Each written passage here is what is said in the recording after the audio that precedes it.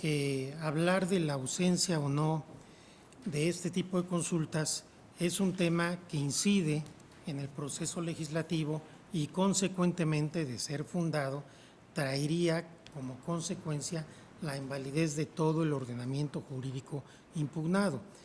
No creo que se pueda decir que porque es materia electoral no lo vamos a estudiar ahora, y entonces pudiera resultar que para los efectos electorales el proceso legislativo es perfecto y para otros efectos pudiera derivarse una invalidez. Una violación de este tipo no trae como consecuencia la invalidez solamente de los preceptos que tienen que ver con pueblos y comunidades indígenas o con personas con discapacidad, sino todo el ordenamiento legislativo. En este sentido yo he votado reiteradamente. En el caso concreto yo coincido con el proyecto por lo que hace a que se cumplió con la consulta indígena, aunque por razones distintas a las que están en el proyecto. Sin embargo, estimo que no se cumplió con la consulta a la que se está obligado el Estado mexicano en materia de personas con discapacidad.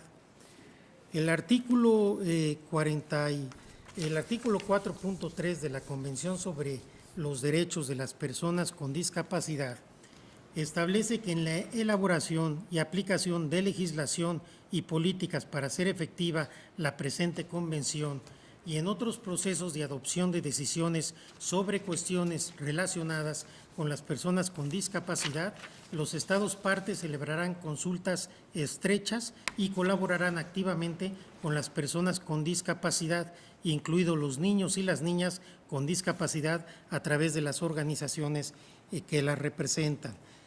Tal como yo he votado en las acciones de inconstitucionalidad 33, diagonal 2015, 96, diagonal 2014, 94, diagonal 2014, 61, diagonal 2016 y 89, diagonal 2015, para satisfacer la obligación de consulta previa resulta necesario, obviamente, que ésta sea previa, pública, abierta y que se realice conforme a las reglas, plazos y procedimientos que el propio órgano legislativo establezca en una convocatoria.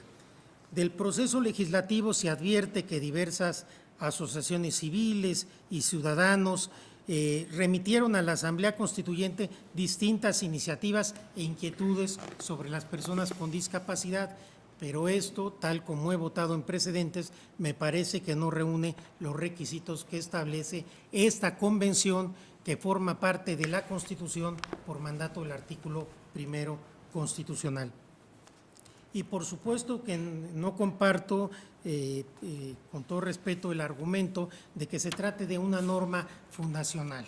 La Constitución de la Ciudad de México es la constitución de una entidad federativa que está sujeta a lo que marca la Constitución General de la República y los tratados internacionales, específicamente los que versan sobre materia de derechos humanos, de tal suerte que no hay una especie de procedimiento de excepción en el cual se pueda decir que el procedimiento y el fondo de la Constitución de la Ciudad de México goce de una especie de excepción constitucional.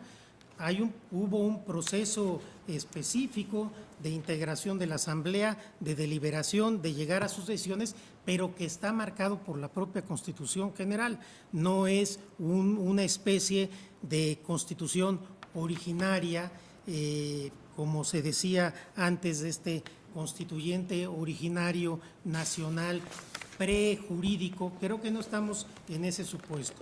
Estamos en una norma que tiene la misma jerarquía que las constituciones de todas las demás entidades federativas y consecuentemente que está sujeto a la Constitución, y tan está sujeta a la Constitución que se han presentado diversas acciones y controversias para que este Tribunal Constitucional decida si esta Constitución, en el proceso de elaboración y en el fondo, respeta los principios, valores, reglas y normas constitucionales. En tal sentido, yo estoy en contra de esta parte del proyecto porque me parece que no se cumplió con la exigencia de una consulta previa para las personas con discapacidad, sin que esto implique en lo más mínimo que yo estoy prejuzgando en este momento si las normas relativas a las personas con discapacidad que se encuentran en la Constitución son plausibles o no. Creo que ese no es el tema que estamos analizando. Simplemente,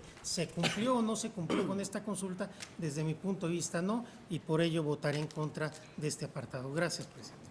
Gracias, señor ministro.